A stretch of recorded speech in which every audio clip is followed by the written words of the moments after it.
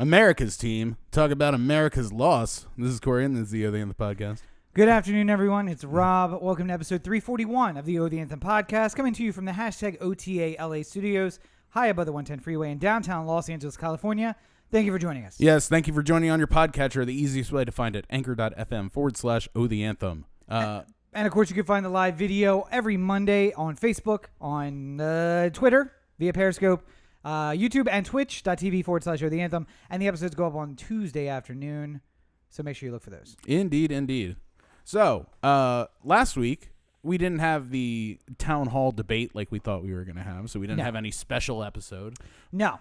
But they decided that Biden was going to do a town hall all by himself. Also, I forgot that there was a debate, so there's that. It doesn't, to be honest, there's no reason to, I didn't think to even, come in after the fact, because I would feel like I would need to watch both of them before I talked. Yeah. And I don't want to wait an hour to watch Trump's after I finished watching Biden's to be able to talk about it. It could hold. So there was nothing. Also, I can just watch campaign events if I want to talk. Watch the guys talk to their own cheerleaders asking questions. Although Savannah Guthrie, apparently not a cheerleader for Trump. So. Well, I also don't think Savannah Guthrie was terribly unfair either, but that we'll get into that a little bit here. Dirty lib. Basically, the two had competing town halls. Biden was going to keep the town hall that would have originally been the debate in a event with George Stephanopoulos on ABC, and then NBC gave Trump the microphone at the same exact time on NBC, MSNBC. When will they learn? NBC News. And had a dueling event at the same exact time. A lot of people angry at NBC for basically counter-programming the one town hall with the other. Yeah. But honestly, I feel like anyone who wanted to watch both would find a way to watch both. Whether it's record one and watch the other, or it's flipping back and forth, but, Well, look at you with your fancy recording machine that lets you watch both. Some of us aren't highfalutin like you, Corey. Yeah, I'm sorry. I have this technology from the late 90s. Actually, Betamax was 1978. Rob's at home desperately recording things on VHS tape.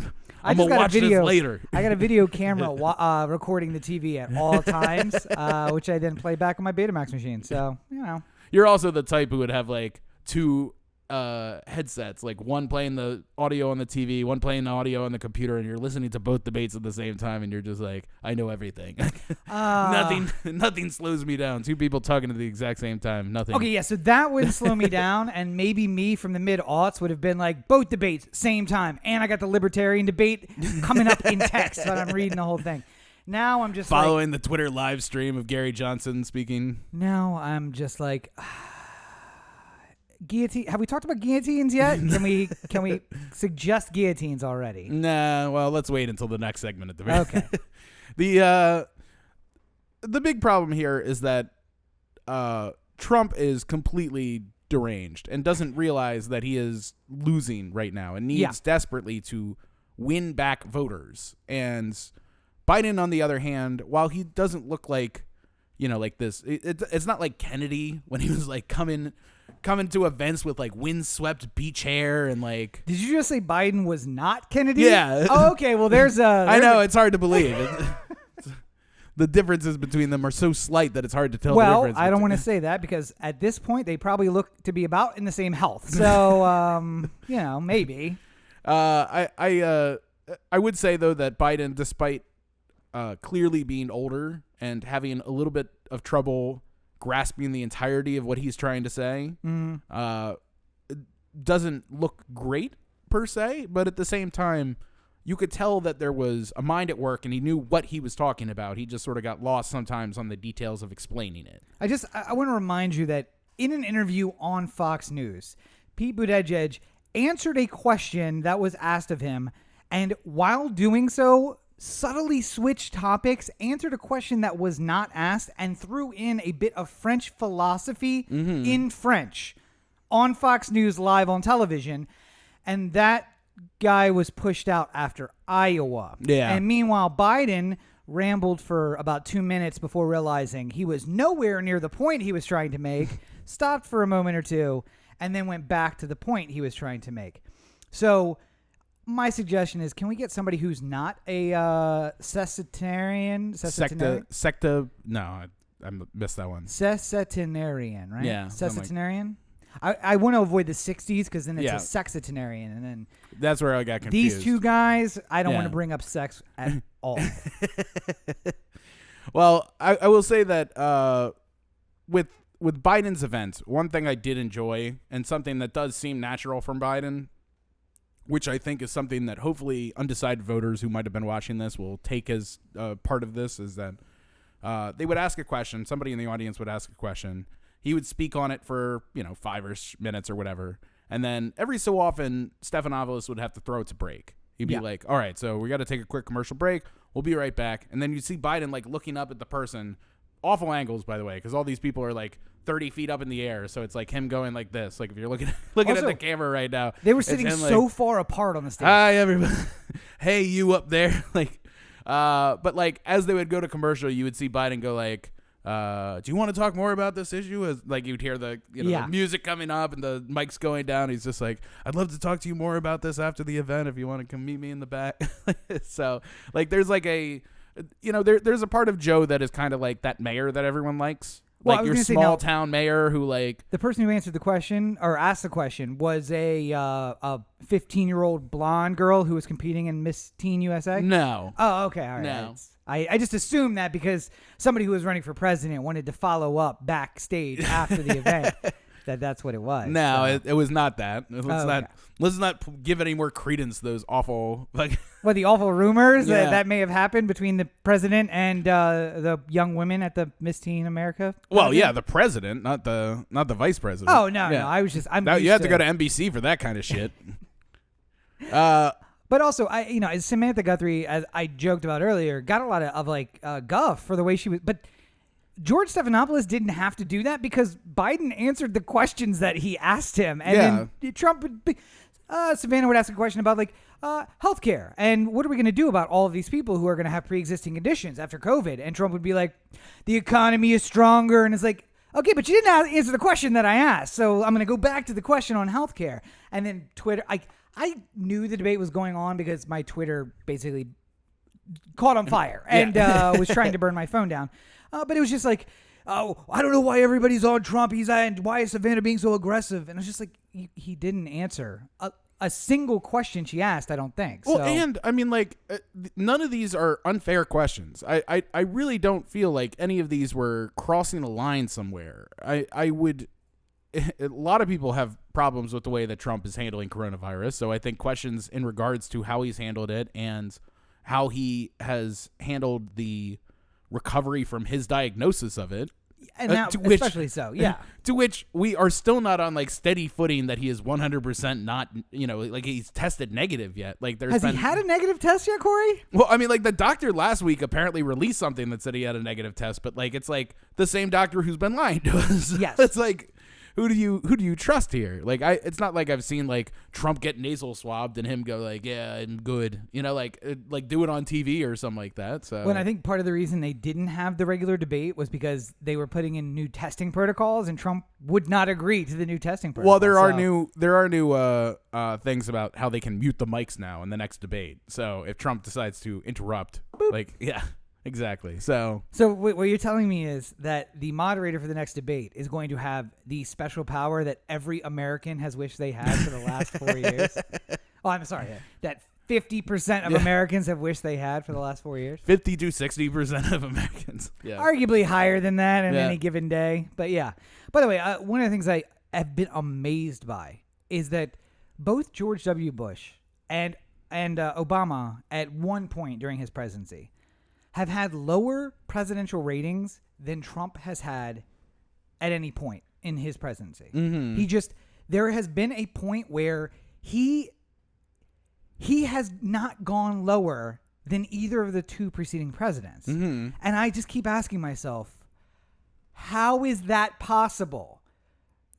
Yes, Bush was fighting a very unpopular war that we were watching to some extent on TV. Mm-hmm.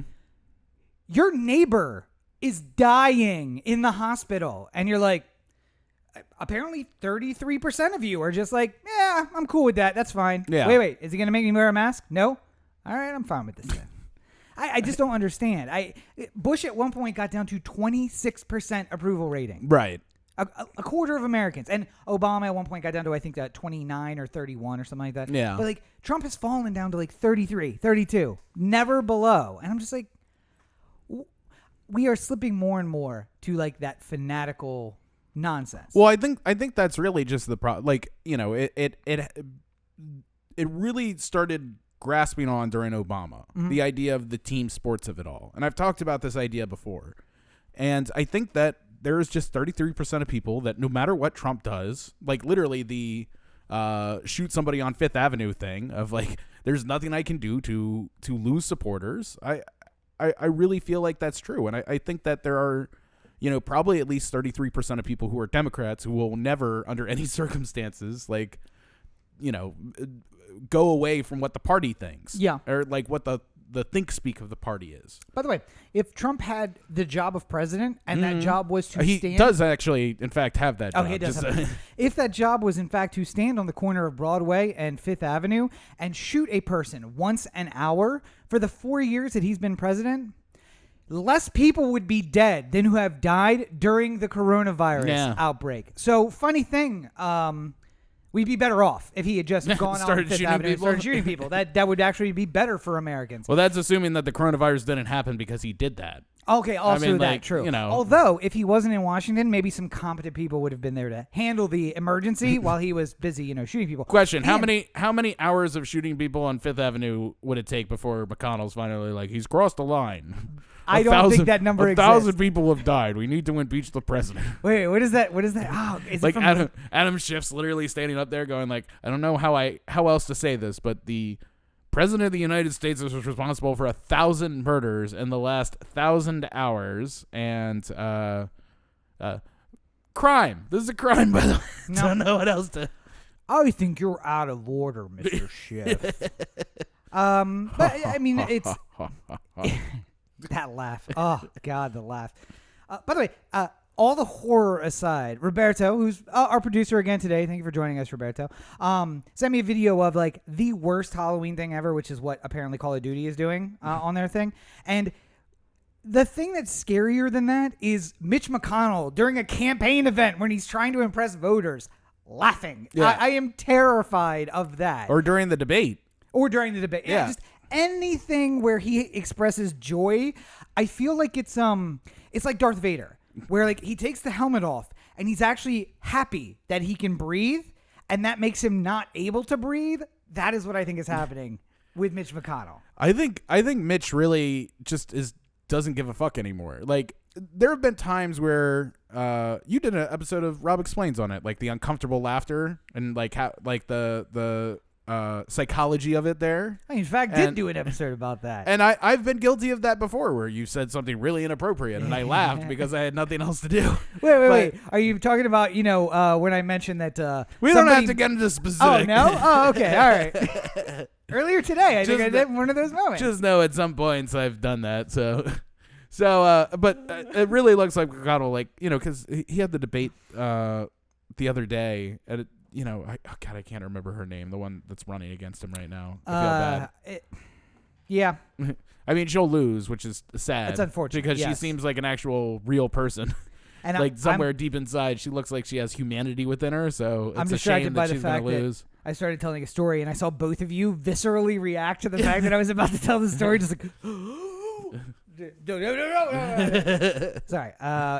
Is it Amy? It's Amy something. She's a former Marine. Yeah. You figure it out. I'm going to look it up. But go ahead. She was railing on him like, you're trying to shove through a Supreme Court nomination while, thousands of Kentuckians don't have jobs and, we're looking for some sort of economic support and you're just in the Senate doing absolutely nothing for the real life people who live in this state. Yeah. And he's like, while she's going through all these very real points, he's just like, Amy McGrath, by the way. Yeah, Amy McGrath. That's it. I don't know what else can be said about that. Like, it's like sometimes these people are so bad. I don't know how you possibly can rationalize voting for them.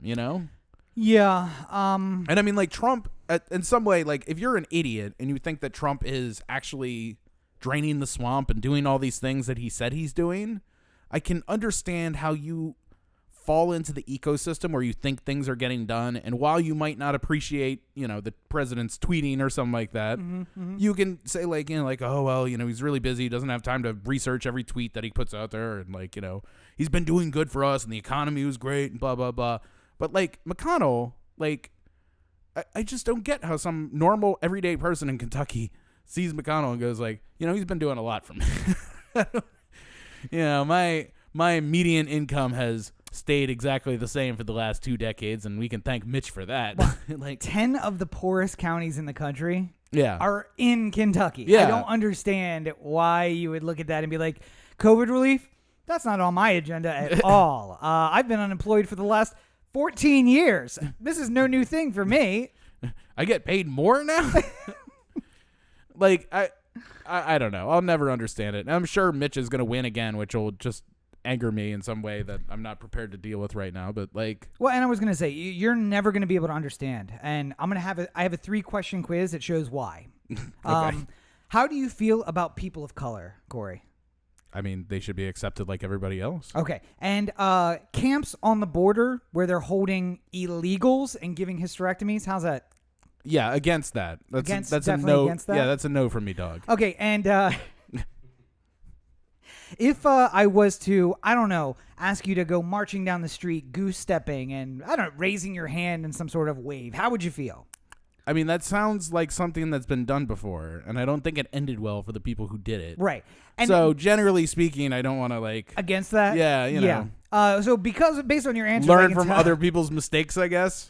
Based on your answers, I can tell you that this is not the candidate for you. What? And you'll never be able to understand it because you are in fact not a fascist. So, yeah, it's one of those things. To think of all those times that I filled out those like 100 quiz questions about who you should vote for, and at the end of it was just 3 questions. I mean, listen, forget about BuzzFeed. I got you right here. That's all you need. I got you, BuzzFeed. Now, to be fair, though, my quiz doesn't cover whether or not you should vote for Kanye, because the answer to that question is always no. You should not vote for Kanye.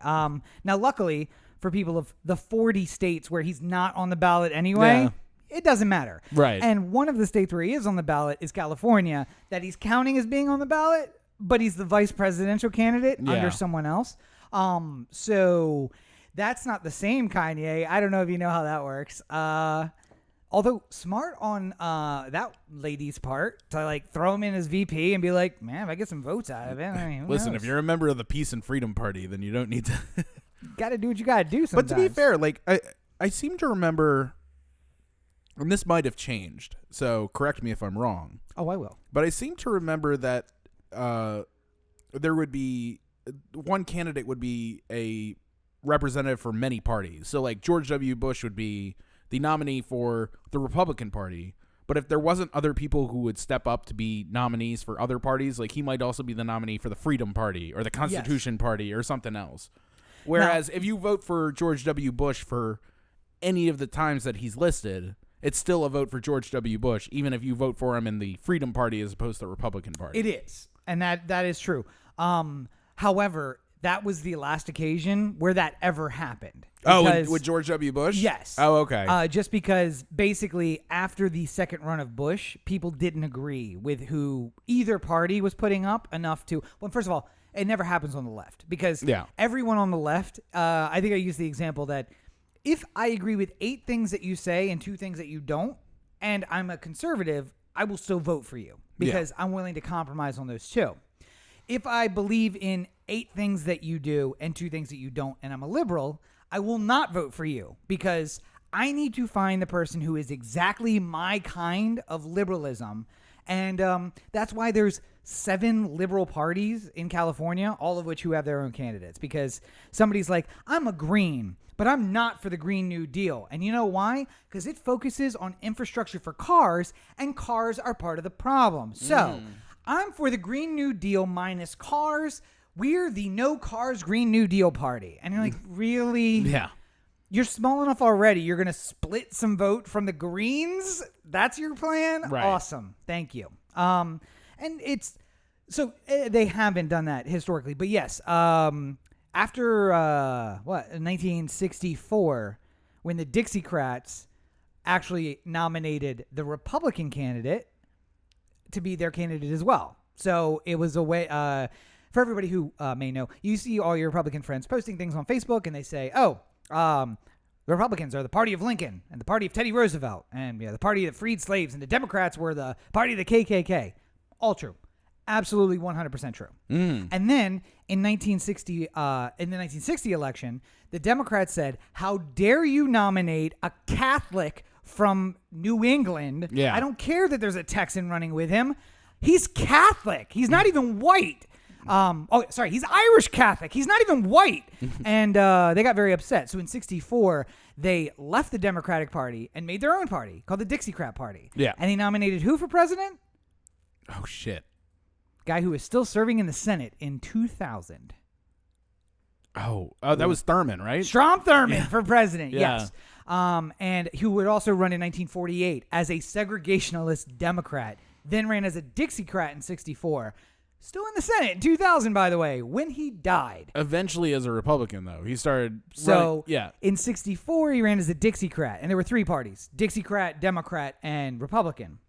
Dixiecrat meaning we're like the Democrats, only we don't trust this Irish Catholic with the whole thing. Yeah. And then in 68, there were no more Dixiecrats, but there was. They just nominated Richard Nixon. Yeah? 68, Nixon won, right? Yeah. Yeah. So they nominated Richard Nixon. But he was a Republican. Yeah. So because they couldn't get their own nomination together, they just nominated the Republican. Yeah. Gotcha. And then after that, everyone who was a Dixiecrat was like, "Oh, well, we're basically Republicans we're Republican now." Yeah. Because Nixon was like, "I'm going to take all these southern states. I'll take them. That's fine." Yeah. Dixiecrats. This sounds like the beginning of some sort of strategy I can put together to some sort of I don't know, to win Republican elections for a while. Let's see. I wonder if it's a strategy based on the South. Yeah. I feel like there's some sort of wordplay. Let's kick around the ideas of what we can call this thing. Yes. And then something tells me fuck the blacks won't work. Can we workshop this a bit? Although, it's like, Nixon, will you still please stop recording you saying things like that? First of all, fuck the blacks is not what he said. I can guarantee you. Oh, I know. I toned down the horrible thing. Yeah. That left the Democrats to be everyone else who were essentially Kennedy Democrats and Roosevelt Democrats who were like, no, I mean, why not have civil rights? I feel like that's something we should do. Yeah. And so Republicans became the Southern strategy Republicans of bringing in the Dixiecrats, and that's how we've been ever since. Kanye, just so it's clear, is far more Dixiecrat than he is Democrat. Yeah.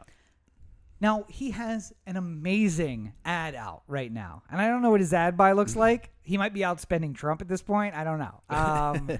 Because Trump might be out raising Trump at this point. It's true, too. Trump, a little bit of a firecracker campaign, like burned hot and bright and then blew up, and now it's just kind of like raining down. Yeah. Biden really had a train. It's like took a long time to get going, but... Well, I'll tell you, the post-Trump getting COVID seems to have really unlocked Democratic fundraising because there were records that fell all over the place. Lindsey Graham and the race against Jamie Harrison.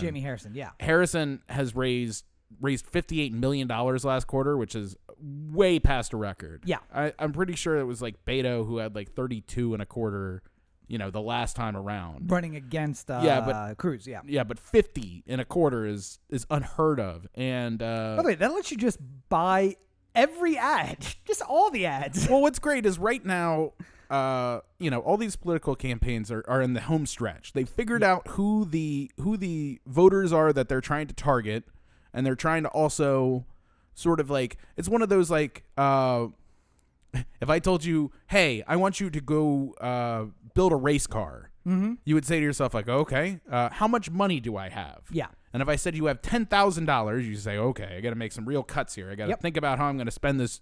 What's the most important parts for my race car that costs less than $10,000? I'm going to build just an engine and wheels. That's all you got. I'm going to build a sleek racing machine. And then you come in like 6 weeks before I have to actually go race it. And you're like, by the way, here's $40 million. Just opened up in the budget. Feel free. You're like, Okay, I have the fastest machine possible right now, so this is gonna be good. Yeah, I can really soup this thing up a little Yeah. bit. So yeah, the campaigns who are getting a sudden influx of cash right now are really happy about it, and that's why you had people like Lindsey Graham going on TV going like, they're annihilating me financially. Yeah, Like, which by the way is a violation of election law. Yeah. You cannot do that as a sitting senator because he was being interviewed not as candidate Lindsey Graham. He was being interviewed as Senator as Lindsey. senators who sits on the Judiciary Committee, Lindsey Graham. Yeah. Speaking of Lindsey Graham and the Judiciary Committee. Yes. Another person who is on the Judiciary Committee, in fact, the head of the Democratic, the minority in the Judiciary. Barbara Mikulski, is that who you're talking about? No. I'm just talking, another old white lady. Okay. well, Barbara's no longer with us. Oh, that's right. Yes.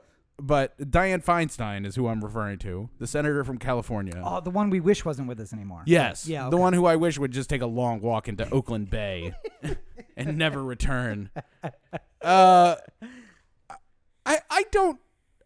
really don't understand this anymore. So, first of all, just so you know what the outrage is this time, what Feinstein did this time. Oh, wait. So she yelled at a bunch of school kids? No, that was last time. Oh, that was last time. Okay, all right, yeah. Before that, there was the voting yes on Christopher Wray and the almost voting yes on Jeff Sessions and handful of other no, we have to give these people a chance. Before everyone was just like, Dianne, shut the fuck up and sit the fuck down. Don't talk about voting for Jeff Sessions. Yeah, I remember all yeah. this. Yeah. This time it was the end of the Amy Coney Barrett hearings, and she decided to take a little time out of her day to say what a wonderful nomination process this has been from Lindsey Graham and the Republicans, and she's so looking forward to the bipartisan nature in which we're going to be able to work going forward. And I'm so happy for where we are as a country right now. And then she goes across the stage, across the dais, and hugs Lindsey Graham, both of them not wearing masks, both of them elderly, if we can use that as a generalized term between the ages of the two of them. I mean, they're both old as fuck. So yeah, I would say elderly's fine. Yeah. And Lindsey Graham apparently is not taking COVID tests at all. Yes, because he's positive and doesn't want to come up positive. He doesn't want to take a test, but he's willing to hug Dianne Feinstein on the stage. Well, you may get your wish. That's all I'm saying. And I called the senator's office after I saw this because I don't get to hug my family. I don't get to go across country and see the people that I want to see, or work, or make money, or do any of these things. And part of the reason why I don't get to do any of these things is because the Republican efforts to stay on top of coronavirus have been so abysmal that I can't really do anything. And I would very much like to. And the people standing in the way of Republicans doing whatever the fuck they want are Democrats. Wait, no, that's incorrect. Well, the people who are supposed to be in the way. All right, yeah. Now I understand what you're saying. So I was confused because I haven't seen that in the last 6 months. And I'm saying what I would like is for everyone in the Democratic Party to grow a set and stand up for something once in your life. I understand that standing for things means that you have to, at one point, make up for these things. You stand for the Iraq War, like Dianne Feinstein did. Yes. And one day you're going to have to answer questions as to why you supported that thing. Yeah. So if you never stand on anything, you never have to ask questions about this sort of thing. That was a difficult... Even Bernie has to answer questions about his Iraq War vote. Well, yeah, he voted no. Oh, that's right. Yeah, yes, there's some people who voted no. Not everyone voted yes. It was a contentious vote, but there was a lot of Democrats who voted for it, including Hillary Feinstein and Hillary and Biden, a whole bunch of fucking people. But this is my concern. People bring up all the time in regards to the Senate that California is this big, huge state. A liberal state will 100% be sending 2 Democrats to the Senate every time there's an opportunity. There's not enough Republicans to really garner a third or a candidate, and most of the Republicans in California are really far right Republicans. I was gonna say they're it's not like the Maryland Republican Party was for a while, where it's it's 70-30 Democrat Republican, but of those 30, about 15 are kind of Democratic Republicans. They're rhinos. Yeah. They'll vote for a Republican, but only if the Democrat just doesn't give a fuck. Yeah. Kathleen Kennedy Townsend deciding to wait until the last week to start campaigning. It's just Ehrlich, he's never gonna beat me. Anywho. Or the lieutenant governor under O'Malley. Yeah. Whose name I can't remember because we did not see him until he was October, and he was like, "Oh shit, I'm gonna lose this thing." All right. Somebody showed him some numbers. It's just like, you might lose this race. It's just like, really? Let me look at this. Oh fuck. Shit. All right. Why wasn't I trying this whole time? So yes, California has more people than 15 states combined, of which those 15 states each send 2 Republican senators. Yep. And they're all the worst, the ones that are currently being sent from those 15 states. I honestly don't even need to know what states they are. If they're Republican senators, I know they're pretty much the worst right now. Yeah. And California's got their 2. Now, if these 2 were... Well, to be fair, California's got 1 right now. Well, the other one's a little busy. Running for vice president. We're going to get a new senator from California, hopefully. 2. But not Dianne. Come on, 2. Maybe we'll get 2. I'm so like... California senator should be like the love child of AOC and Ed Begley Jr. You could be as liberal as you want. Literally the most liberal senator in the history of the world, and you would win in a runaway.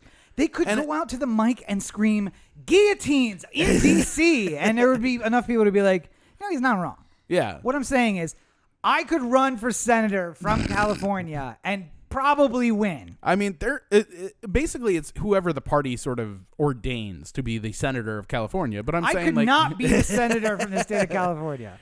But I mean, like, it's fucking mad that in this time and place where we are constantly fighting against Republicans and Democrats are trying to come up with some sort of way to stop a unstoppable force, and like their thought process is just like, now's the time I'm going to make about bipartisanship, and I'm going to be like, this is thank you so much for such a well put together event. Like, no, this is done. Like, the worst part is that you can't trust her. Like, she is just as bad as the one from West Virginia.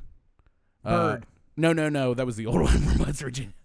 That was God, I can't remember his name now. He was a racist Democrat. He was like a weird guy. He held on as a Democrat for a long time. Robert Byrd, yeah. And you were like, you are not a Democrat. I don't know what's up with you. Well, the KKK guy. The Democrat who's currently in West Virginia, whose name I can't remember. He's like one of those swing Democrats. Like, he's basically a Republican because West Virginia is really hard to win, but he's managed to like hold on to his seat. But every once in a while, when there's a close vote, you don't know how he's going to go, because you're worried about him. That's basically what we have. Like, West Virginia and California have the same senator that you can't trust. Manchin. Yeah, Joe Manchin. Yeah, like you can't trust Joe Manchin to come through on like the Affordable Care Act, because he's got to look like he's appeasing his Republican people. But Dianne doesn't need to worry about that. Like, she could do anything, any weird. She could say the Green New Deal isn't big enough, and California would just be like, "Yes, let's do it. Let's make it $15 trillion." But the other thing about it is, it's the Senate. So maybe if it wasn't Dianne Feinstein, if it was, I'm just going to use him as an example. He lives in Indiana, not in California. Pete Buttigieg. Yeah. You have a 30. Listen, all he's got to do is move here. Really, a 38-year-old, openly gay, relatively okay mayor with a record that is comparative to Kamala's, at least right now, who goes to the Senate and can just stand up and talk. Because once you start talking, they can't stop you from talking. You just start talking. I'm drafting Katie Porter. Okay, I mean, that's fine too. If she's not running, I'm writing her in. I don't give a fuck. I want somebody who, like, he's not liberal enough. Pete's not liberal enough. But California senator and the the representatives of any part of the state which are under solid Democratic control should be the AOCs of the party. Yes. Because they're not going to lose. Like, what Democratic senator in downtown Los Angeles is going to lose? Like, or Hollywood or anywhere here in LA or in San Francisco or anything like that. AOC's arguably got a tougher district. She has the Bronx and Brooklyn, which are Kansas voters. Like, why do you vote against your interest all the time? Yeah. But luckily, she came in at a time when there was a racist movement, and they were like, oh, so it's not what I believe in. It's that I am Puerto Rican or Dominican or black. All the people who celebrated AOC making Congress, and I know that, she's divisive, so there's just as many people saying this is the dawn of the end of America when she was elected and stuff like that. But I'm saying for the far left progressive movement, You should have seen the opportunity of AOC taking out the third most important person in the House as, hey, we can do this any fucking time we want. Yeah. Like, Pelosi's running against somebody, another Democrat, because California's got top two. Mm-hmm. So it's 2 Democrats in that vote. So you're not worried about losing your vote on a Democrat. You're not voting for a Republican to get rid of Pelosi. Yeah. I mean, the other guy's got problems. I'm not saying vote for him, but I'm saying do your research. Please, if there's any reason at all to vote for him, do it. But yes. Because I know what Pelosi's going to do. And honestly, I don't even know if I need to do research. It's like, it can't be worse, right? Well, I mean, it can't be worse. I did a bare minimum of research on him, and he has like some kind of abusive things going on in his life. And it sounds... What is wrong with this party? You can run anyone. But it sort of seems like he kind of has an abusive thing, like Amy Klobuchar had an abusive thing. Like, remember when she was getting in trouble because she was like yelling at staffers and throwing books and stuff like that? Like, it seems like there's a lot of that, and then also a kind of unsubstantiated sexual abuse thing going on. But yeah, I know. Why can't just like... It's like Jeffrey Toobin got suspended today from the New Yorker and CNN because he like was on a Zoom call and then like thought he was on mute and thought the camera was off, and he like stepped up and his dick was in frame or something. I don't know what the whole story is, but it's just like, you can't ever trust anybody because fucking the worst happens just when you need them the most. Like, I really need just one. Can we get like a nun to run against Nancy Pelosi or something like that, so I don't have to worry about like... Well, no, because the problem is, though, that the nun is not going to be ultra liberal. Why can't I get a progressive nun? You know what I want? I want a skateboarding progressive nun for San Francisco. David Dellinger to pull a there we name go. from the Chicago 7. Yeah, there we like, go. Straight-laced, completely anti-violence, except for one situation in his entire life, which happened in front of police and a judge. But also... an insanely structured liberal who's like, oh no, I'm left of Lenin. That's where I am. But also, I look like I am a Boy Scout troop leader. I am a straight-laced guy. I look like everything you want to vote for. But when you listen to me, I'm saying things like guillotines in the DC Mall, which I don't look like the guy next door, but I want guillotines in the DC Mall. So what's wonderful is that, like, right now in the Senate and House races across the country, Republicans are going up against real, like, formidable challengers in some sort of way, shape, or form. We talked about Amy McGrath, right? Yep, Jamie Harrison. But like Amy McGrath specifically, she was in the military. I think she was in the Air Force. She's done a lot within the state of Kentucky. Like, she has the pedigree of somebody who can... For 20 years, McConnell has been running against soup cans. Yeah. Like, the Democrats, like, somebody might say that they're running as a Democrat against McConnell, but the DNC didn't give a fuck. They're like, why are we going to give you money? You're just going to get slaughtered. Yeah. Like, nobody would pay attention to the race or anything like that. Things started changing a little bit with, like, Beto. Like, as soon as Beto, like, came in and, like, really showed that he could... gain money and I could beat Cruz. Like, hypothetically, there's a way I could beat him. People got interested in a hurry. Yeah. But, you need to you need to get that push sometimes to get the news out there that you're running. Didn't someone run in District 1? A trans woman who was a former Navy SEAL ran in District 1 against Andy Harris? I think something like that happened. I don't think she was trans, but I think she was a military woman. I'm not 100% on that. I think she was. I'm almost sure she was trans because I don't give a shit one way or the other. I'm just saying, like, I don't believe that was true. Because you can't be a Navy SEAL. You can be a woman if you're a Navy SEAL until the late 90s. So there's no way that I don't think that she could have been. Maybe not. I thought the story though that Andy Harris started talking about made it about her sexuality, not about.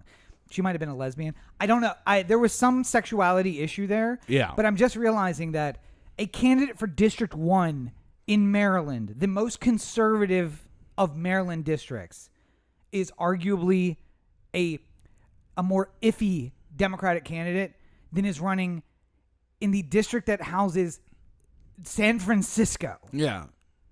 And I'm very confused about that. Well, another thing to keep in mind, just for all the people who are just like the 1% and we need to get Wall Street out of Democratic politics and everything like that, Dianne Feinstein's the richest senator by a lot. Yeah.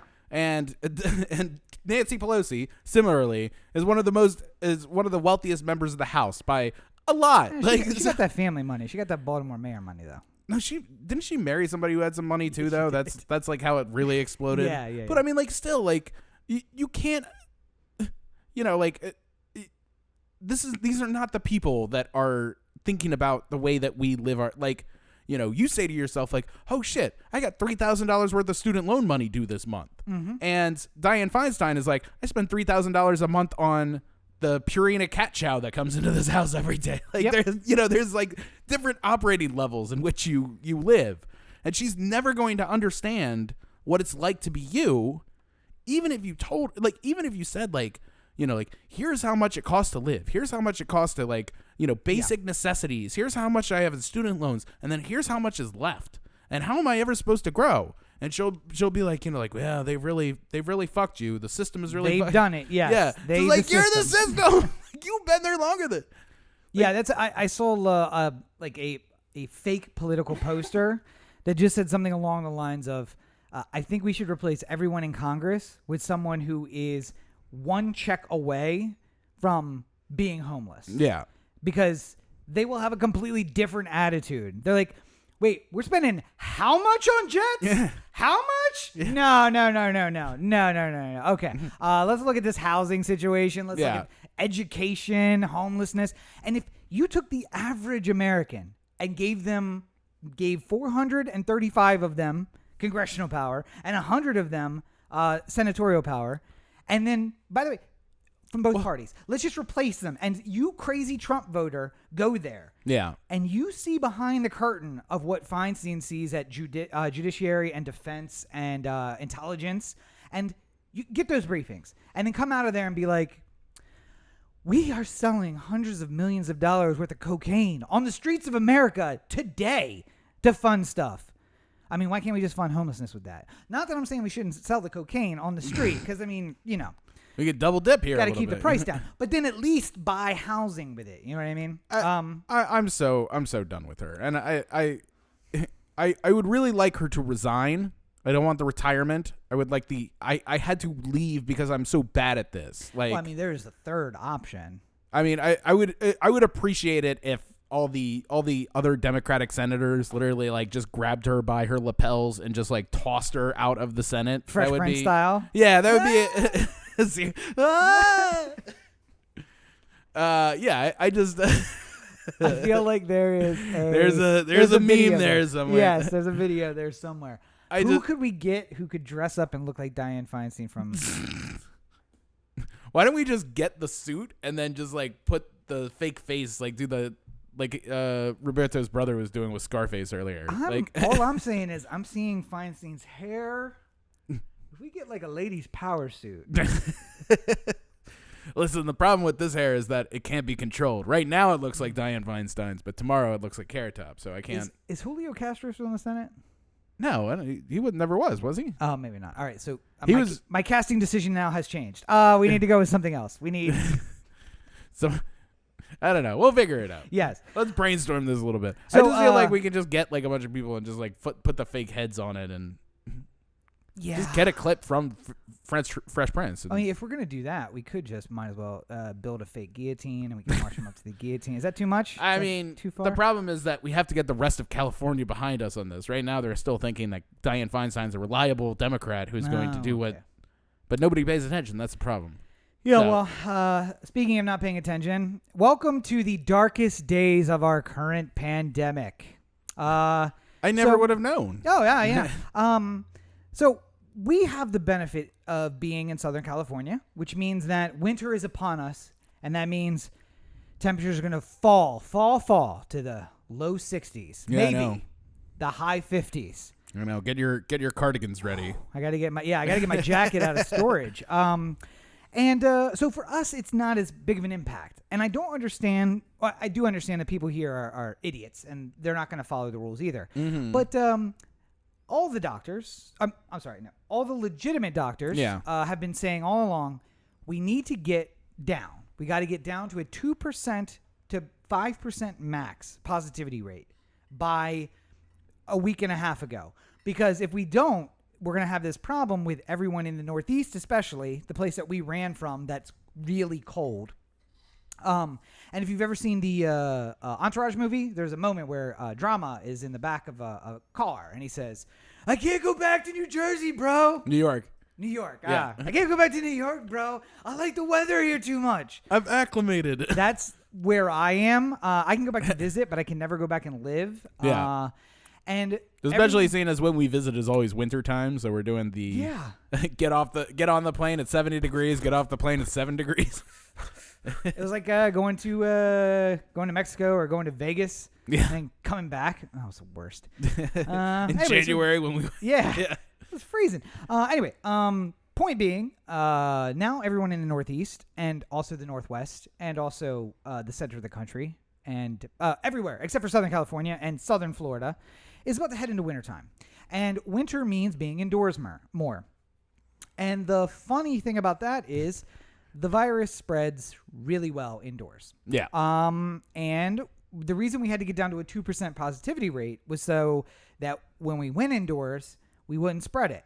But now we're at a 8.5% positivity rate, which means we, on the new projections, could hit 400,000 plus dead by January.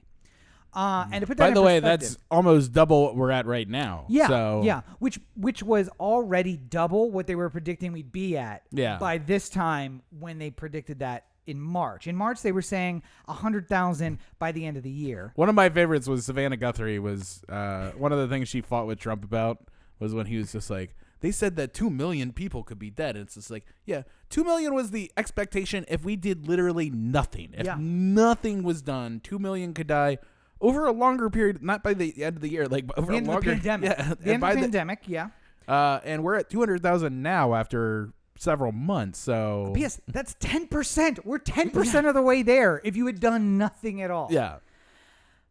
Anyway, so dark days of pandemic, and I wanted to put it in perspective because approximately 465,000 people died liberating the world from fascism in North Africa and Italy and Europe, and then island hopping across the Pacific.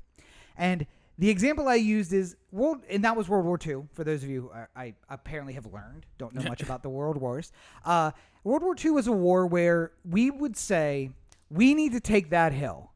The 12 of you take that hill. And then the 400 people at the bottom of the hill would say, sit and watch as those 12 ran up the hill and got machine gunned down. And then the commander would be like, all right, I need 12 more. And just send people up the hill. Yeah. And I think it's a good example because that's what we're doing with COVID essentially now. We're just allowing people to just die. Yeah.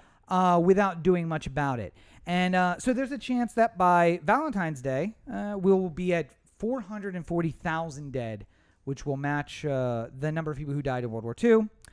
And Trump clearly supporting his staff of doctors who are giving good medical advice. This is the time to stand behind. Well, you're shaking your head, Corey, but I've seen a political ad where Dr. Fauci was clearly in support of the president. Yeah, They're so on the about same page. that. They clearly must be on the same page. Except that Trump threw Fauci under the bus today. And that's after Fauci said, I don't appreciate being in the campaign ad because I do everything I can to stay very apolitical, stay That's out how of I've it. been in the White House for 2 decades, Fauci's favorability, by the way, we talk about the lows of lows earlier. His favorability is at like 73% or something like that. He's generally seen, regardless of political party, as a very trusted source and a well-intentioned voice in this whole thing. I would have guessed 68 because I would guess he wouldn't be supported by the 32% of people who actually support Trump. But maybe there's some crossover there. I'm not aware. I guess there's a little bit of crossover there. Yeah. But, I mean, like, generally speaking. It's like, the people who look at Trump and say, the tweeting is a bit much. Fauci is clearly a good epidemiologist. He knows what he's talking about. Yeah, but I mean, like, so, like, if you think about it in terms of, like, Trump's vote here and how he needs to get some of these votes back from Biden, some of the people who are going to be voting for Biden, I would think that the guy who has 70% popularity maybe if you could win him over and make him think that you're taking this seriously, then he says something nice about you, and then I don't have to do that. I could take something nice that he said out of context and just make put it it seem in like an it's ad, about yeah. me. Yeah, that seems like the thing to do. I just don't think it helps you that much, doesn't it? I don't understand where the logic is here at all. And you said he's got to like step up and take some stuff states back, but that call was to his campaign staff, and it basically sounded like we're fucked, and it's not my fault. It's Fauci's fault, and it's the doctor's fault, and it's your fault a lot. I blame most of you on this call who haven't been able to win me states, but it's clearly not my fault. Right. Which is the most inspiring campaign speech I have ever heard.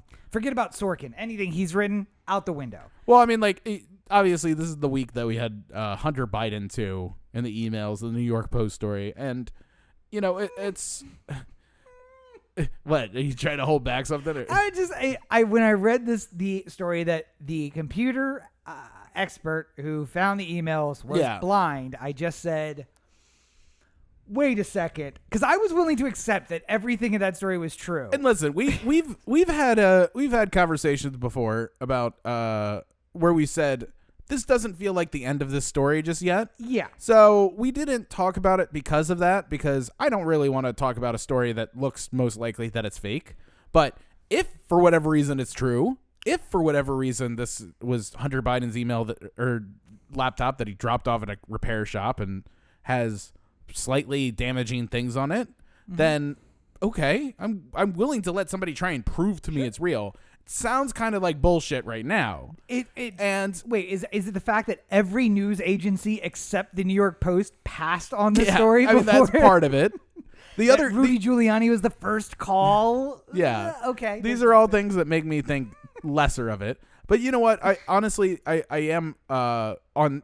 It's one of those. I can be mad at the New York Times for publishing this, and I can be mad at New York Post. I'm Times, sorry. Yes. New York Post publishing this. At the same time, I can be mad at Twitter and Facebook for censoring it, essentially. But I also don't know how I want them to handle this differently, because I guess the problem is that, like, I've generally told people that, like, newspapers that you know of should sort of have carte blanche to say what they report on, because they can get sued. The New York Post can get sued for improper things that are written in this story. And even for the tweet that improperly states something that is in the improper story. They can get sued for libel for that. Yeah. Twitter is not going to get sued by anybody. Now, I mean, granted, everything that's inside of that story is kind of on fishy ground as far as, like, what would you sue for, which is very much by design. Yes. But I also think that, you know, like, there's kind of if it's a reputable news source, like, I feel like you have to let them put it out there and then let the people decide. Yeah. If it was, you know, Jeff's awesome totally true blog.com, and he wrote, like, you know, like, every night Joe Biden peels off his skin and becomes a mole person. Like, I don't think Facebook has to allow that to go on the internet, because, like, it's clearly bullshit. I don't want you to put out this fake narrative that he's a mole person. He's clearly a lizard man, and he's part of the cabal that eats children and is taking over the world. Well, great. Another question that Trump got, by the way, was the QAnon. Like, I just told you about them. By the way, you guys got to watch him talk about QAnon. It's the most amazing, like, these are people who care a lot about pedophilia. It's just like, yeah, they also have some kind of weird made-up theories that maybe you should know about. And by the way, I've been looking into QAnon. I wanted to do an episode about QAnon, and I realized that, again, much like World War II, there's no easy way to cover it. Yeah. Because no one believes the same thing. They just have a few things that are, like, intertwined, where it's like, I don't believe anything 1 to 8, but I do believe 9 and 10. And you're like, well, I believe 1 through 6, but not 7 and 8. But I do believe 9 and 10 too. So since we both believe in 9 and 10, we can talk. Yeah. And then we're going to get a new conspiracy, and we're going to argue about whether or not it's true. Well, another part of it that I really enjoy is just the that it sometimes feels like people are making up new backstories that weren't explained in the original text. Like, have you ever watched a movie with somebody and they're just like, you ever think about how this movie could be different if the two main guys were brothers? And then you're just like, Yeah, I mean, that would be a very interesting story, but they actually never specified that they were brothers. So I don't think we should read into it. It's just like, no, but I'm going to come up with a whole bunch of things about if they were brothers. It's like, yeah, but they weren't. So here's the difference between specified if they were brothers. A little bit difference between you and I. I spent almost no time on a pot dealer's couch, forcing conversation, waiting for him to bag me up some. So I feel like that's very much like a we're going to smoke some pot and talk about, like, what if the one thing about this movie was completely different, but it is so fundamental to the movie itself that it changes the whole universe. What if Luke wasn't the son? What if Vader was lying when he said he was your father? Yeah, but he is. He's so I can't really go back on that. There, yeah. That's part of the story, and it's not Obi-Wan says, right. They acknowledge the parentage. Yeah, but what if he wasn't? All right, man. Yeah, so I got to get going. What are you? How are we doing on the 8th? Sometimes you got to figure out like where in the QAnon conspiracy you are, because sometimes it's just like, you know, like Adam Schiff's got like a bunch of teenagers in a suite at the Hollywood or something like that, and you're just like, okay, and then all of a sudden it like jarts off into like two different competing storylines, like depending on whatever the internet decides is like the most compelling of the day, like. And that was the thing that I found. It's like literally some things have 3 or 4 different conspiracies about them, and people disagree. And sometimes they change their minds on different days about which one is true. Well, not only that, but like just like you might be hung up on something in particular, like pedophilia. The 1%. Like you're really against the 1%. So if you were part of a big, huge conspiracy of nut jobs coming up with stories, then you would always try and figure out some sort of way to like wiggle the 1% into it. Oh yeah. Like, you know, like, oh, well, the reason why this earthquake happened wasn't because of, you know, the gays like this guy is saying. It's really because Sheldon Alderson decided to donate $60 million to this shell corporation. And then you're just like, that starts its own little thing, and the other person was like, you know, blame the gays is like on this side, like creating their own little, but you get like the Christmas tree of like thousands of little stories just going off of one another. But again, if we all believe that the one event that started that little Christmas tree is true, is a conspiracy, then it doesn't matter. And I don't understand. I can't tell you how many conversations I had with people where it's like, oh, like, okay, so the Trade Center fell at free-fall speed, and there's only 2 frames of a plane hitting a building in D.C., one of the most CCTV cities in the world. Yeah. I'll acknowledge that's both strange. And then I got them in Facebook Messenger sending me things about, like, Osama bin Laden is actually still a CIA agent, and that the fact that Trump retweeted like that Osama's still alive and SEAL Team 6 is dead, and like all these things are like, they're alive, you can find them. Like one of them wrote a book. They like, did a movie about it. Is he on Twitter? Just like ask him, is he dead? Like, you can add him right now. It's him. Although something tells me too, as president, you could pick up the phone and just be like, hey, SEAL Team 6 alive? Yeah. I just saw a tweet. I just want to confirm whether or not the people who killed Osama bin Laden, I know it was only like fucking 5 years ago, but are they all dead now? Yeah. Like, I was going to say, you can't really trust Twitter because Herman Cain is also tweeting, and he's also very clearly dead. So Herman Cain today, earlier, coronavirus is a hoax. It's just like, well, Herman, I'm sorry to tell you, but that doesn't seem accurate. Get the Maury Povich meme in here. Anyway, so a little bit of local news, and do we want to still talk about this? Is this well, just a quick jump in here. Yeah. So there was a moment here in Hollywood where there was a manhunt for a sexual assault suspect. Yes. And he jumped a fence at Paramount Studios, and there was a lot of police presence around Paramount. Mm-hmm. And apparently at one point he got into the New York set, because there's a New York City street set, and he got into one of the homes. And for people who don't know how this works, they're all like fabricated exteriors. Yes. So like you would open up a door so it looks like you can walk into this place, but then on the other side it's just wood or like a false wall or like just enough space for you to like you can walk in to make the video or make the shot of the guy walking up the steps and then stepping into the house and closing the door. but there's nothing inside of the house that is real. No. It's all fake. And as he learned, the upstairs window that looks like a bedroom is just a depth perspective painting. Yeah. On the other side of that open window frame. So, right. Yeah. So basically, this guy was trying to escape, and he breaks into Paramount and gets into the New York set and goes into one of the buildings and finds out that it's not real, and shimmies up to the top and is hiding out from the cops for a couple hours. But all I could think about was, when something in LA happens, I feel like the minds of screenwriters just start lighting up. And it's just like, so many people, I'm sure, were looking for the opportunity to be able to shoot something on a movie set studio so that they can show the behind the scenes. They don't have to worry about the fake scenes anymore. It's just like, you can make it part of the story. And I'm sure there was a lot of screenwriters who were just like, interior, Paramount, night. Our would-be criminal is escaping the prison. Is it an interior of the studio or an exterior of New York Street? Oh, well, I guess it would be exterior New York Street, Paramount Studios night. And then once he goes inside, it would be interior. See, cut to but it's interior. Not a real house, though. There's not a real roof. It's yeah, but you would still. So thinking about it in terms of how you're shooting it, really the interior exterior thing is really about like whether or not you're seeing the outside per se. I'm going to go with Craig Mazin's rule, which is it doesn't matter if you write a good script, nobody's going to care which one you use. I mean, that's true, too. I mean, if it's a good script, then nobody... But the funniest thing for me from all that is, yes, I imagine that 10,000 screenwriters immediately booted up their Macs at whatever coffee shop they were sitting at and were like, all right, I have the very unique vision of this story that's going to be fantastic. I was more laughing at the fact that I am almost certain that this guy went running down that street, saw the building, which isn't clearly fake from street level because it's at the angle that you would have the camera shooting at it. Well, it looks real. It looks just like New York if you're walking down the street. And I imagine this guy running up the stairs of this,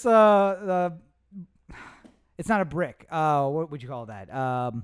It's a stone row house, basically, but it's supposed to look like stone. Right. Kicking in the door and finding out that this building is 4 feet deep. It's not a real building. It's just being like, oh, shit. And then turning around to run, but seeing the cops come at him and be like, I've made my decision, and shut the door behind him. And again, the buildings are literally 4 feet deep because all they do is paint a perspective painting on the inside of the window to make it look like it's a room. But you can. Well, if you need to film the interior, go to the place where there's you go into the sound stages where you can build the interior and you can move the walls. Like that's why you want it. You don't want a real building. You want to be able to have a four wall living room that you can just be like, all right, let's take that wall out. All right, we're going to shoot from that angle. And now we're going to take that wall out and shoot from that angle. I'd really love the camera to be right here about 5 feet behind the wall that we have built. Well, let's take the wall. Take the wall out. That's fine. But I just imagine that once he had dedicated himself to go in there, he learns that the building is narrow. And there are stairs because you can also do the thing where you're sitting in the upstairs window, waving down to someone on the street. Down, Cut to you're stepping out of the door, which again is only 4 feet deep. Yeah. But I'm just picturing him doing the walk like an Egyptian, or the camera from up top, looking down at somebody as they're leaving or something. Right. Coming out the door. Dad's going on a business trip and getting into the cab outside, But I just imagine this guy kicking the door open, being like, I've made a horrible decision, but I'm going to live with it. And then doing the walk like an Egyptian. Across. Up the stairs. Just crab walking all the way up to the top of the 3rd floor where he finds out that this bedroom he saw from the street is a 3-dimensional painting. And he's just like, well, shit. And then basically sitting under the window, I'm not giving up, coppers. And some cop outside, we talked about this before, but it's just that's made of plastic. We could shoot him. It's not stone. I'll shoot him through that. It's not going to stop it.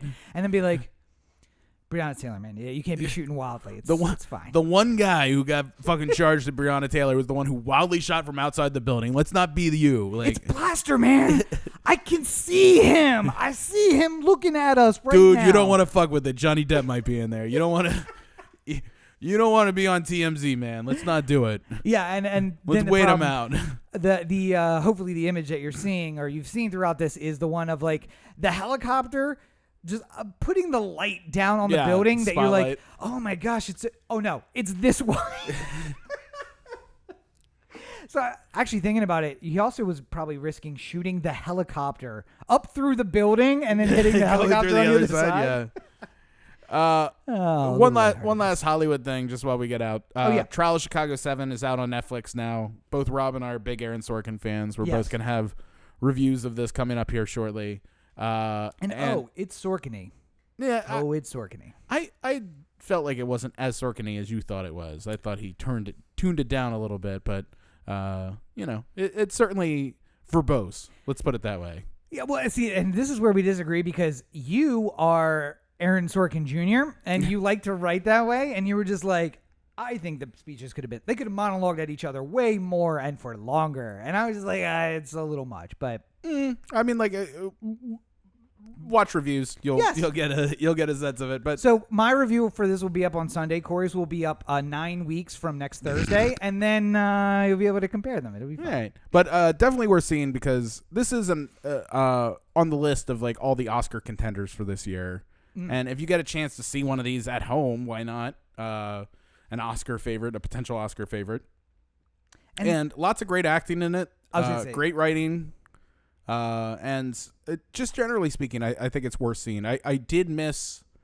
I was telling you, like, I feel like there were moments where if we would have seen this in a theater, like there's a moment where all the protesters go back to the park, and the police are on the hill, and they do this like panning shot to show all the police on the hill, and which I think was meant for a big screen. Yeah, if you're in a movie theater and you see this move and you see all the police and they look like each one of these figures is like 10 feet tall worth of screen, you're just like, holy shit, like they're really up against something. When it's a screen, even on the perfectly reasonable 55 to 60 inch television screens we watch this shit on, it's still less than the 100 feet of movie theater screen, and moments like that feel a little bit less. So I mean, like, I think there is an aspect of this movie that I would have liked to have seen in the theater, but Netflix as well, they probably wouldn't have had a huge theater. I don't know if you know this. We're in LA. There's one place where we might be able to see a Netflix movie. We could have gone to Alamo or something like that and seen it, in a non-pandemic time. But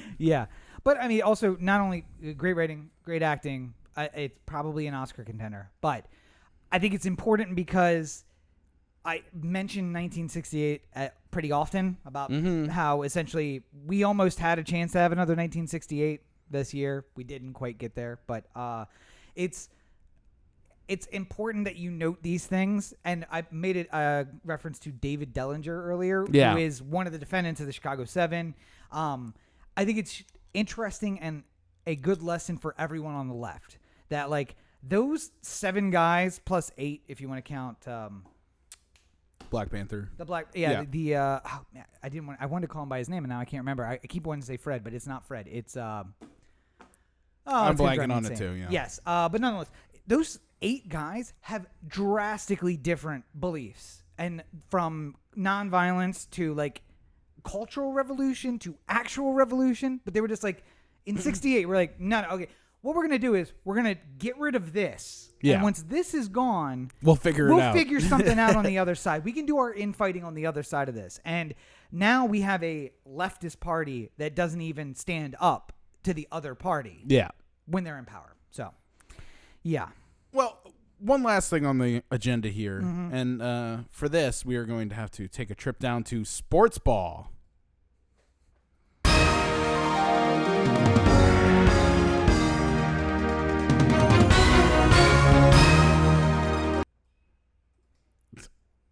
Sorry, I gave Roberto no time on that. No, I love that you use the words that intro the Baltimore Corner to intro Sports Ball, and I could just see him like frantically clicking to figure out which one to talk about. If you want me to, we could talk about the Mosby's not paying their taxes. Oh, well.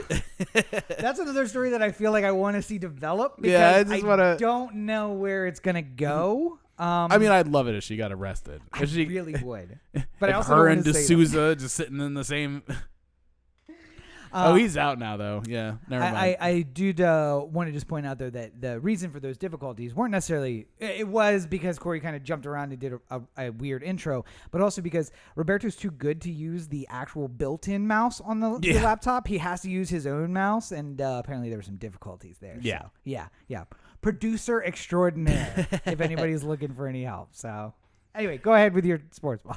So the World Series is now all set. Golf? No, of baseball. I'm unfamiliar with the sport. Is there some the one the Orioles play? Oh, okay. Oh, I know the Orioles. But no, that happens in the springtime. That wasn't happening this year. I remember that distinctly. They ended up playing. They did a 60-game season and no fans, and now they've been doing the postseason and like spring training. No. We both went the down to real see spring season, training, and I saw the game and you didn't get to see. Remember the last week of the season? I was like, the Orioles still have a chance to make the playoffs, and you're like, if you want to talk about it on the podcast, I guess. Oh, okay. Yeah, no, I did. I watched. I think I watched this season exactly 12 minutes of baseball. By the way, spoiler alert: they didn't win. They didn't make it. And if Corey went and put, in fact, they did exactly what I wish they would have done, which is be really competitive until the last week of the season, and then lose as many games as possible to get the best draft pick possible. Like, yeah, when you realize you're not going to just make it, just like, go for the draft pick. Oh, we got to win all these games. Let's fuck it. Let's lose them all instead. But thinking back to you wanting to put a bet of $100 because it was going to pay $1.7 million if you put a $100 bet on. Listen, we joked around about a lot of teams there, and I think that the Rays might have been one of those teams. The Rays would have teams. been one of the teams where you could have gotten some good. Yeah, I know. I wonder what the odds were at the beginning of the season for the Rays. I mean, I could find out. I know they were down at the bottom with the Orioles at the bottom of the AL East. Yeah. So surprise. But this season, this World Series is very interesting. Like a lot of them are for various different reasons, but this one in particular because the Dodgers are the richest team, or one of the richest teams in the majors, and the Rays are one of the poorest. Oh, I thought you were going to say the Rays cheated their way through the entire season. No, that was the Astros who thankfully got destroyed by the Rays. Okay, good. Yes, yeah. By losing, by coming back and then losing Game 7. Yeah, I mean, well, look what happens when you're not playing at home with a trash can right off the, If you have to play in Texas instead of Houston, it all comes tumbling down. Oh, if you have to play in Arlington instead of Houston, yes. Yeah. But I'm very fascinated by this matchup because it's like two polar opposites in terms of how they're built and what kind of resources they have. And LA is the second or third biggest market in the country, and Tampa is not even liked by the people who live in Florida. Like the people who actually live in Tampa don't go to the Rays games because there's a bridge. I was going to say, first of all, they don't want to cross to go to St. Pete. The Rays don't play in Tampa. Yeah. They play in St. Pete. Yeah. That's the difference. That's the problem. It's not the St. Pete Rays. Well, they call it the Tampa Rays, but the Tampa and St. Pete is separated by a bridge, which is just, according to the people in Florida, it's just not even worth going across. I feel like we've gone across that. I've gone across that bridge. And I have too, yeah. It is a 4-lane bridge that needs to be 9 lanes on each side in order to accommodate the traffic. I mean, it's the Bay Bridge, but it's not nearly as bad as the Bay Bridge is during like peak summer. That's true too. It feels like, like I have to go across the Bay Bridge on like a October day. Like, maybe there's a little bit more during the rush hour traffic that I'm sure annoys people, but like. Well, and I mean, if you're already not hot on the team, I drove. I mean, to be 90 fair, minutes to watch the Orioles. To be fair, I can understand that somebody who lives in Tampa proper doesn't want to go, plan for an hour and a half trip across the bridge to go to St. Pete to watch this Rays team. Like, I get it. You're not that committed. I mean, like, I live, a really good throw away from Dodger Stadium, and it takes me about 90 minutes to get there too. That's so I can understand the torture of this. You could walk, but then it's that uphill because it's got to be. I ain't walking up a fucking mountain. I ain't walking up a fucking mountain. So, but these two teams are fascinating because there are players on the Dodgers of.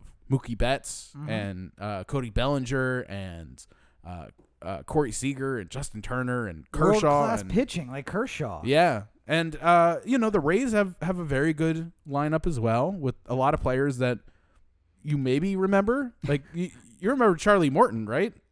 Pitched for the Astros for a little while? Nope. Well, he's their ace. Okay. He's doing good for them. Sure, yeah. How many ex-Orioles are on their team? I don't know if there's any. Oh, wow. Yeah. All right, well. I'm not sure how good they're going to be then because, being an ex-Oriole is what really puts you in your stride. So what's really fascinating, though, is that they have a lot of players who look like they have big futures ahead of them. Somewhere else, of course. Well, yeah, somewhere where they can afford to pay Once them. they get paid somewhere else, yeah.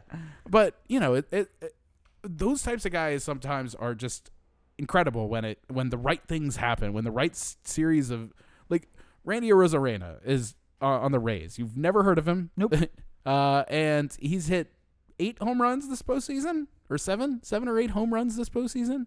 Out of nowhere, he's just the best player on the Rays. To be fair, the Orioles got eliminated by a Royals team that was full of people that we hadn't heard about 2 years before, basically. Yeah, but they all just got good all at the same time. On the same team, at the same time, they got good. They kicked us out of our last chance to get into the World Series. Well, it makes me wonder more and more as to whether or not there's something to be said about constraint and creativity. Whereas, like, I told you about building the race car earlier. Mm-hmm. If I give you $10,000 and I say, build me a race car, you're going to really rack your brain trying to come up with every single possible thing you could do to get it in under cost. Yep.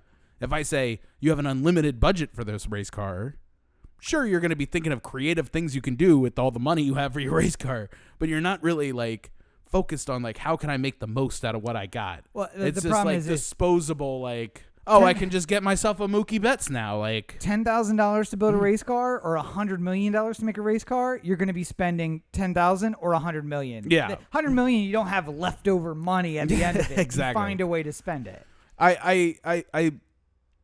It makes me feel hopeful, at least for the Orioles, because teams like the Rays and the A's, who've done well with very low budgets for the last 20 years, like perhaps the Orioles are of the same vein, where we're as like a mid-market team, we can still compete even with the lesser resources if we're only more creative than the next team is. They just need to go out and find themselves a manager who has a proven track record of success. Like Kevin Cash of the Rays. Well, I was going to say there was a guy who was in New York for a while, and then he went out to Arizona. Yeah, Texas. Yeah, his name escapes me. I can't Buck remember. Showalter? That guy. Yeah, we should get him for 5 or 6 years and see what we can do. He did well. Oh, just newsflash, he did well. Yeah.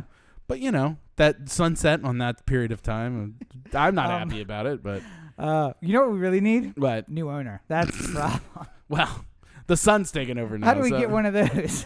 I don't know if Peter Angelos is still, like, doing anything.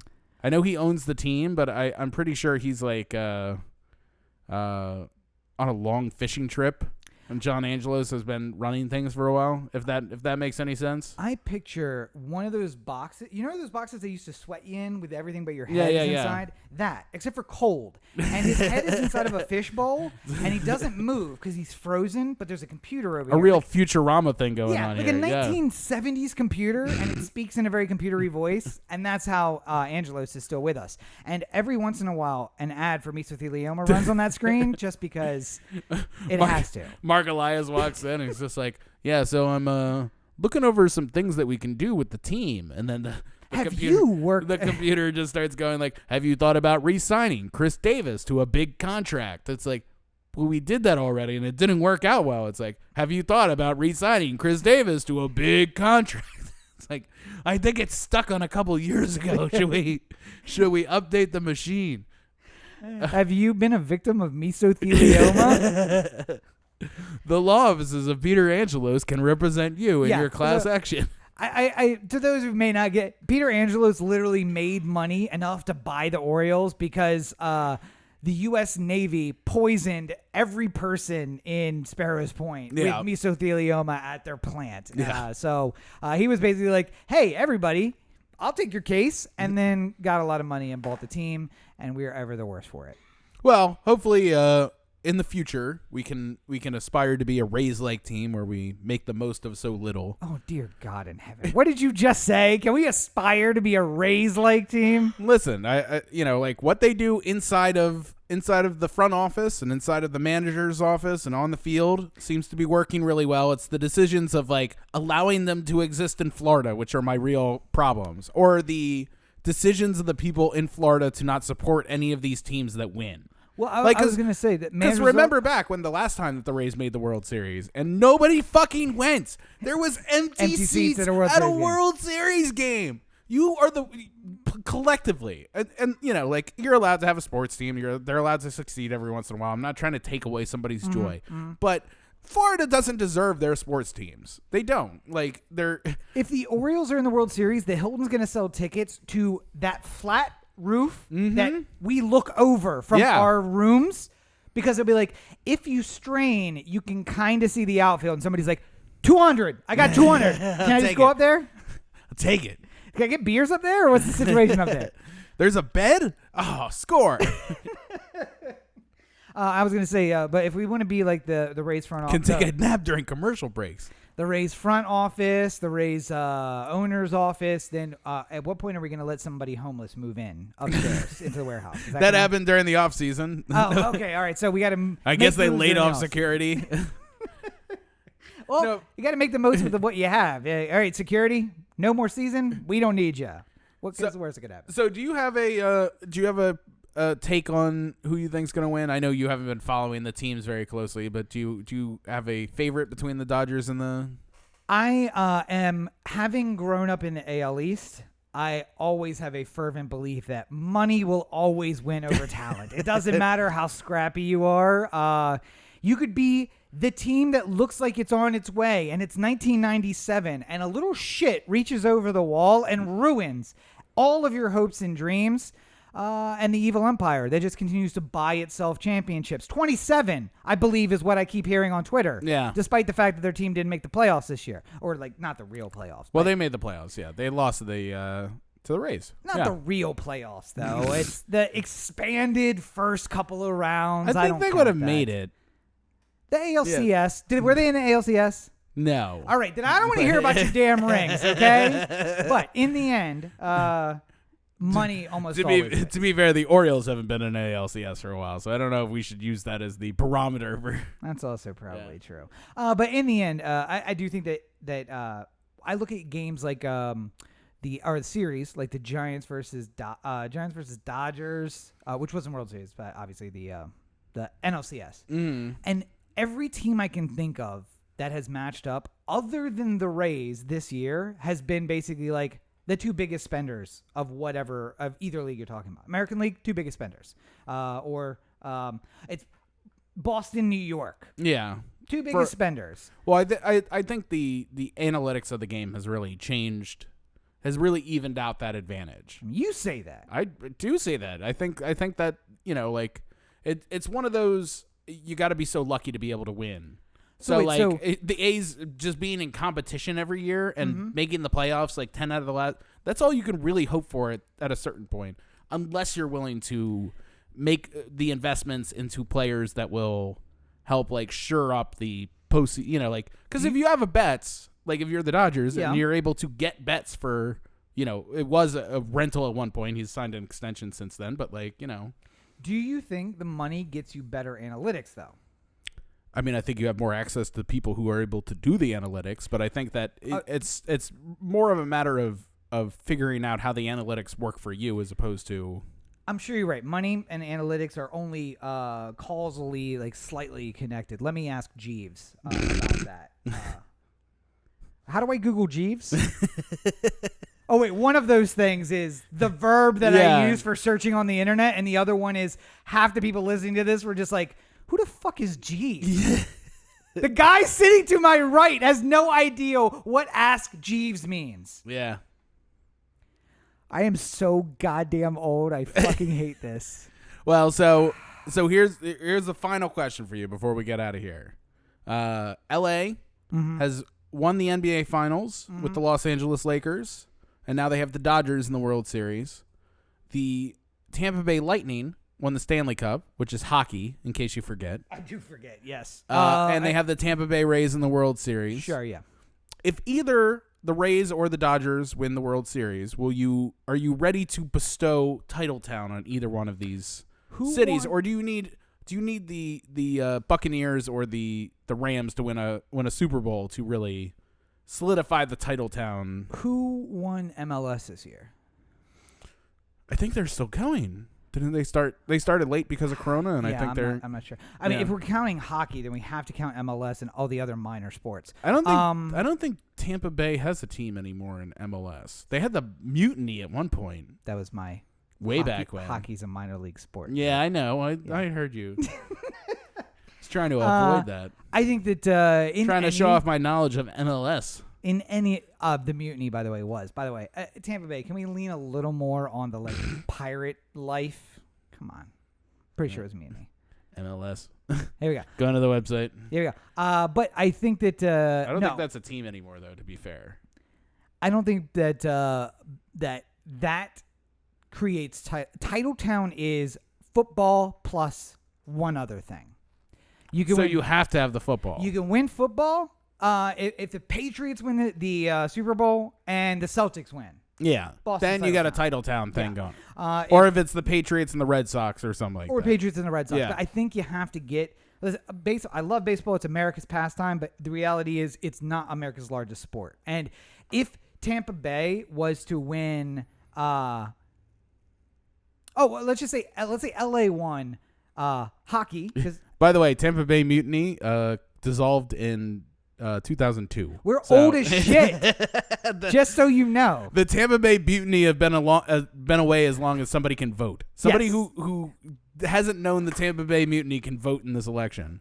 I just realized that someone who was born the year we graduated high school can vote this year. Yeah.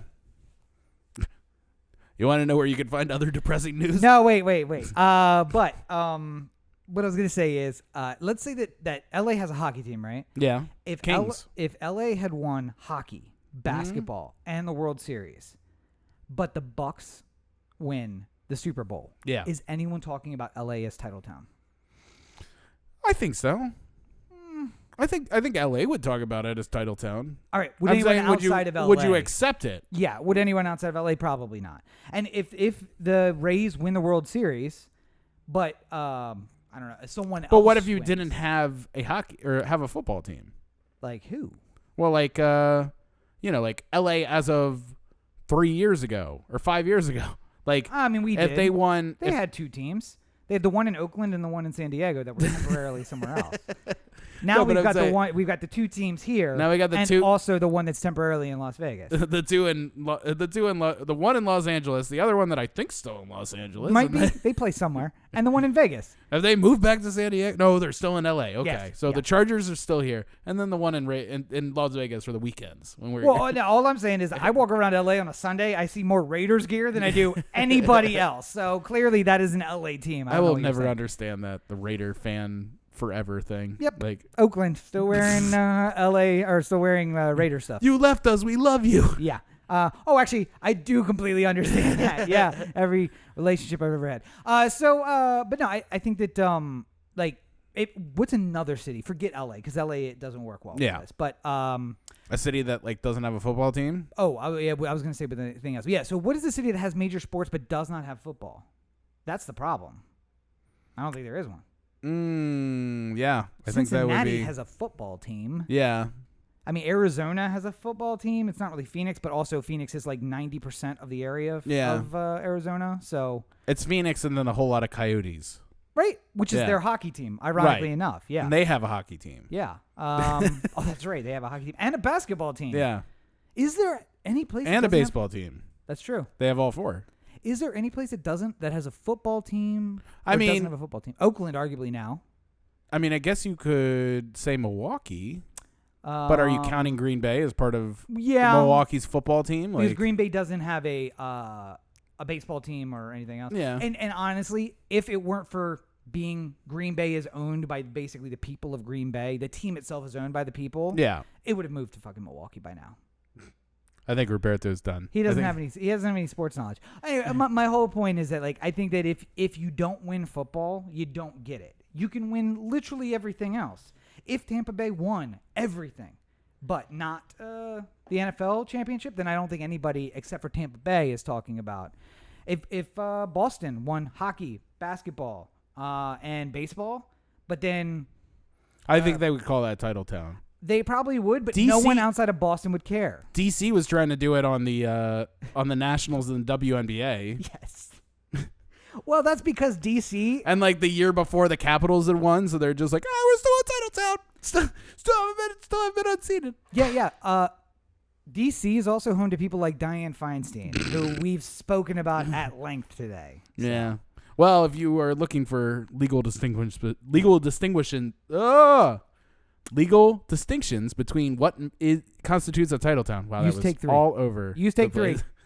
You know where you can go? Where's that? OTheAnthem.com. Corey to OTheAnthem.com. O The Anthem on Facebook, Twitter, Instagram, and the listener line, 443-219-7595. What's that number again? Excuse me, 443-219-7595. You can also reach Corey at 1-800 I have COVID. That's 1-800-COVID positive. I was trying to get through all that stuff. I had like the little frog in my throat, and I was just like, 443-219-7595. Anyway, you can find more on me on my website, CoreyBakerFilmmaker.com, Facebook.com/CoreyBakerFilm, at Legends to Be 5 on Twitter, Instagram, Snapchat, and TikTok. And yes, we'll be doing the Trial of Chicago 7 review, new and improved reviews, and hopefully Charm City Kings sometime after that. So check that out. Really, though? Come back next week. Let's see what happens. I'm going to make a guarantee that... no, see, I'm not going to do that because you would do it just to spite me. Yeah. It would be Monday at 3 p.m. You'd be like, give me a couple hours. It's uploading on YouTube. It's going up right now. But anyway, you can find more of me at Robert and Cheek on all your social networks. If you're looking for something a little more often than the once a week that you get the O The Anthem podcast, you can check out my movie reviews, the Everyman movie reviews, available on YouTube and at Anchor. And those episodes come up twice a week, generally Thursday and one day in between, usually on Sunday. We've kept up a 2-episode per week pace for the last 50 weeks in a row. Thank you for the golf clap. And if even that is not enough content for you, then I have a daily podcast that's Rob Explains. You can find it at anchor.fm/Rob Explains. And that comes up literally every day. And by every day, I don't mean Monday through Friday. I mean every single day. There is a brand new episode, even the weekend days. And on Mondays, you'll be able to get a video on YouTube of all the previous week's episodes. If you'd rather get it long form like that. That will be up there as well.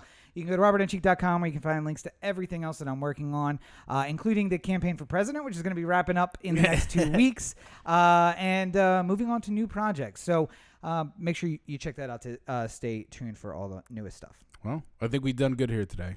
I think we've done something. I don't know if it's good. But also, you didn't let me swallow and say, make sure that you are following at RTOAZN on all social media, including TikTok, where he's putting up quality content like...